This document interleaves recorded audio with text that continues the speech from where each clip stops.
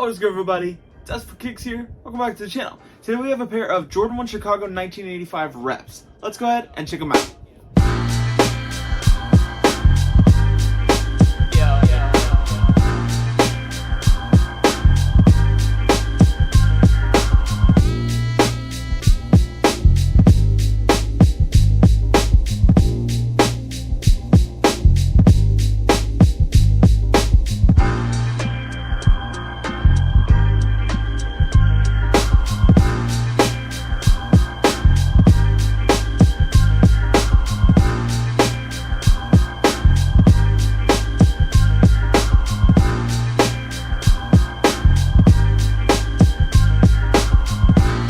Alright guys, so if you couldn't already tell from the box, this pair comes from Developer Boring, also known as Boring Studio. Information is going to be right here on the screen if you want to go ahead and check them out. Also make sure to use my discount code DUSTY in all caps just to get a little money off of your purchase. First things first, we have the box. They went all out with this with a custom box. Developer Boring, you have Chicago 1985 right there, all the information, even my actual size. Even on the sides of the box, you have Developer Boring there. Boring Studio with their logo. Developer Boring, make imagination into reality. Developed by Boring Studio, remade by Boring Studio. So it's really cool little details. Once you get to the actual inside, there are like little details like all the design of the actual shoe. You get the little card right here that has their information, which is really cool. Just like the Lost and Found Jordan 1 Chicago's, Boring made their own little version of receipt, which I thought was a really cool little idea. Just a little Easter egg kind of thing. White laces come with it, as well as red laces. Getting into the actual shoes, these things are beautiful. Starting off with the ankle collar, you have that nice, soft black. I want to say it is leather. It's really soft. It almost feels like a film on it. Then you have the Chicago red here for the ankle part, down the lace guard, and around the toe box, as well as the back heel right here. You can see the Wings logo. It is embossed more than the 85 just because the technology is better than it was then. But in my opinion, this is better because it won't fade like a lot of the ones we see on the older 85s did. Some of them are messy. Mine actually came out pretty clean, which I'm thankful for. You get the little black hit here. Side panels, soft, white, leather. You can see it bends in pretty well. It'll wear in pretty well and age pretty well as well, I'm assuming. You got that nice thick OG cut black swoosh. Big fan of that part. You can see, once I kind of zoom out, that the shape is just crazy nice. You have that straight back, and then you can see the toe box. No more of the ironing trick. It is pretty on point right there. Midsole is just a straight clean white. Outsole, we're met with that nice Chicago red with the Nike hit right there in the center.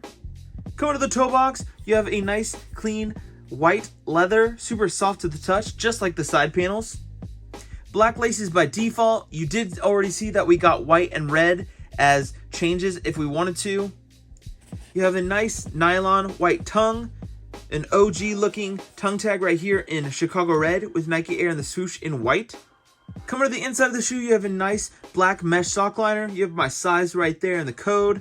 You have the insole in white with Nike the swoosh and Air in black. Coming to the back side, you have the nice little red Chicago heel tab. You can see the black and the white leather where it meets in the center for the swoosh and the side panels, and then the black right here for the ankle collar. Medial side to finish it all off, you still have the Chicago red for the ankle collar, the heel, down the lace guard, and around the toe box. You still have the black for the ankle collar, the hit, and that nice thick OG cut swoosh. Favorite thing in my opinion is the thick swoosh.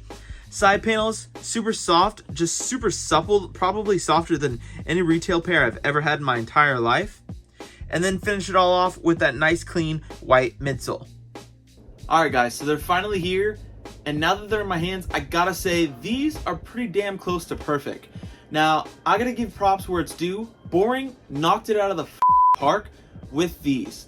Now, to get an authentic pair of 1985 Jordan 1 Chicago's, you have to pay upwards of thousands of dollars, and some of those pairs aren't even wearable. Some of them look like they were just ran through and worn, and still pay thousands of dollars for it. The market is crazy. Personally, that's not me. I'm not going to do that. There's also other options for bespoke pairs from VRL and stuff like that, but even those are $600 up to $1,000, just way up there in that range. And once again, I'm not paying that to run some shoes into the ground. Now, this being around the $200 price range, that kind of pinpoint mark is so much better, especially when the materials and everything on this is so nice. The leather is really nice. Look at the shape that they got. The toe box is perfect. The backside is perfect. Thick swoosh, just like the OG 85s. Yes, the Wings logo is embossed a little bit more because the technology is better, but that's such a small thing, and honestly, it won't wear off like the 85s do, so that's a good thing in my opinion. These are obviously going to be better technology because it's not from 85, so they made it more comfortable. Everything about this I could go on and on about. They're just incredible, and it's really the most iconic shoe in sneaker history in my opinion. Feel free to fight me on it, but you need a pair of these. I definitely need a pair of these. I'm so glad they're in my collection.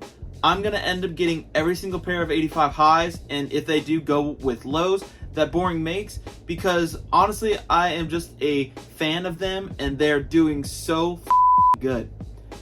Alright guys, I think that's it for me today. Just like always, I really appreciate you coming over to the channel and hanging out for a bit. Till next time, I'm Dustin for Kicks. Peace.